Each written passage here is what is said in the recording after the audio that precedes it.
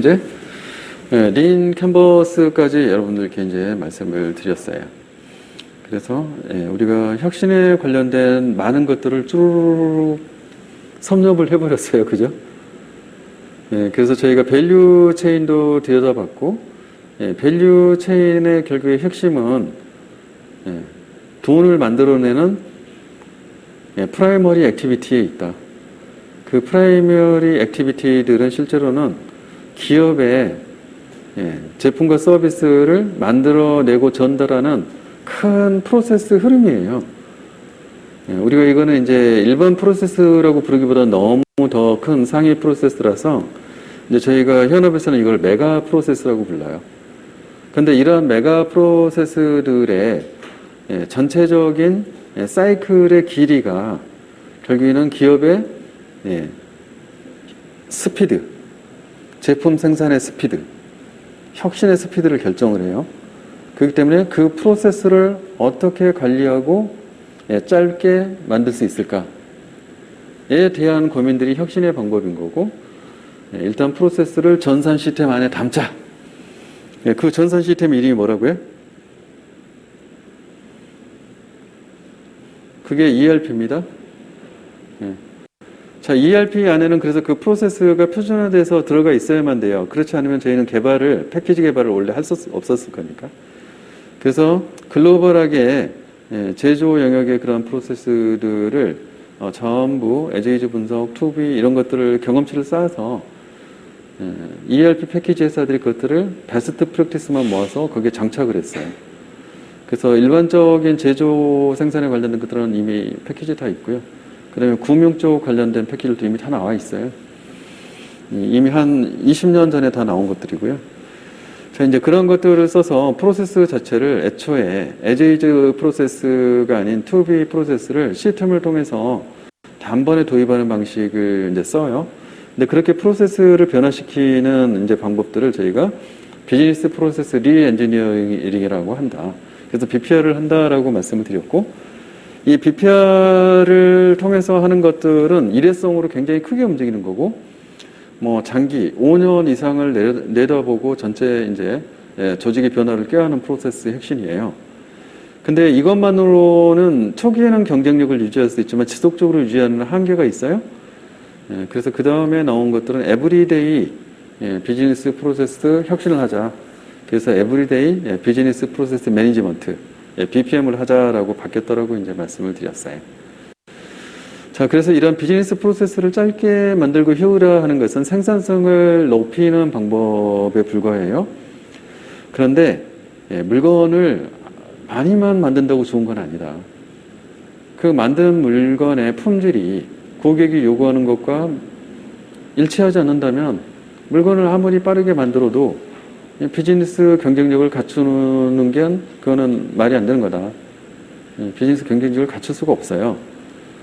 그래서 생산성을 높이는 것과 동시에 사용자의 요구사항을 충실하게 반영할 수 있는 방법이 필요하다. 사용자 요구사항을 그렇게 하면 어떻게 파악해서 기술과 접목을 할 것인가에 대한 얘기는 저희가 QFD에서 보았고, 그 다음에 사용자의 만족, 불만족, 그 다음에 충족, 불충족, 이것들을 매트릭스화해서 그 품질 요소가 도출된 것들이 이게 어트랙티브, 매력적인 요소인지, 아니면은 머스트 해브인지, 아니면 리버스 요소인지, 이런 것들을 실제로는 밝혀내야 설계의 어느 녀석을 우선순위로 반영을 할 것인가, 그 다음에 기술을 어느 정도 수준에서 적용을 할 것인가, 이러한 판단을 할 수 있게 된다. 이제 이러한 부분은 카노 모델로 해결을 한다. 이렇게 이제 말씀을 드렸고요. 자, 그래서 기존의 이러한 제품들을 끊임없이 품질을 높이고 개선하는 것에 대한 부분들은 요구사항을 먼저 잘 식별해서 이거를 설계에 반영하는 게 첫 단추다. 자, 이제 지속적인 혁신의 과정에서는 실제로 100만 개의 제품을 만들면 불량률을 3.4개로 줄이는, 이렇게 해서 물건이 시장에 출시됐을 때 결함이 없는 제품을 소비자들이 품질로서 인식하게 만드는, 자, 이러한 방법들이 또 시장에서의 경쟁 우위를 확보하는 데 굉장히 중요하다.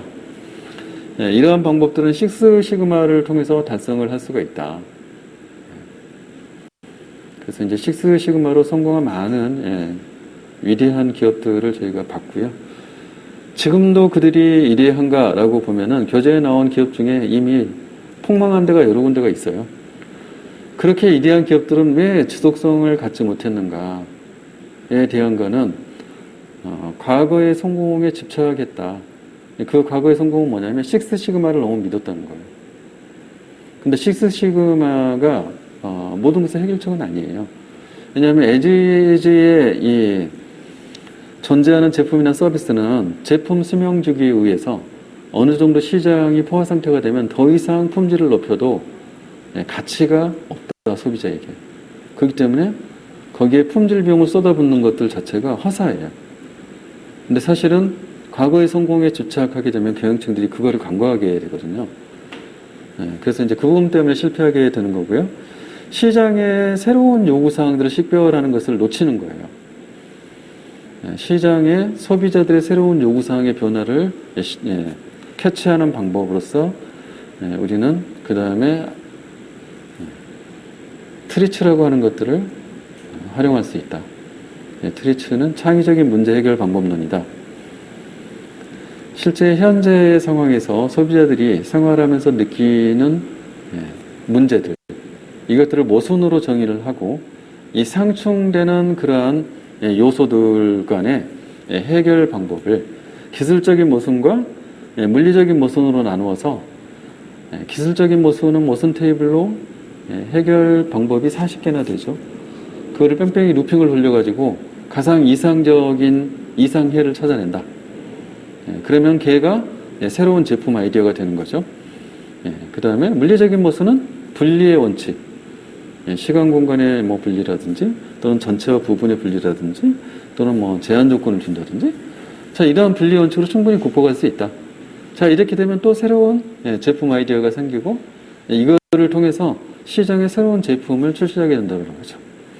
그러면서 지속적으로 기업이 경쟁력을 갖고 시장에서 매출을 발생시킬 수 있는 이런 것들이 선순환적으로 가능해진다는 거예요.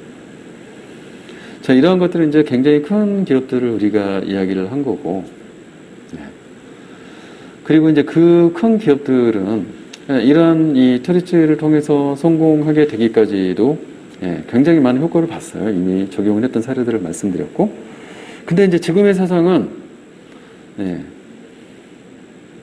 학교에 연구실 또는 집의 차고에서 이상한 걸 만들기 시작한 애가 전 세계의 주식시장이 탑10 안에 들어가는 세상이 됐다는 거예요. 그게 무엇 때문인가? 이게 IT 기술 때문에 가능해진 거죠. 그래서 이 IT 기술을 이용해서 기반으로 실제로 창업을 하고 빠르게 유니콘 기업으로 성장하려는 이런 벤처 창업 붐이 너무나 활발해요. 그런데 이러한 벤처들과 기존에 존재하는 거대 글로벌 기업들이 경쟁을 하는 관계가 되어 있는 거예요.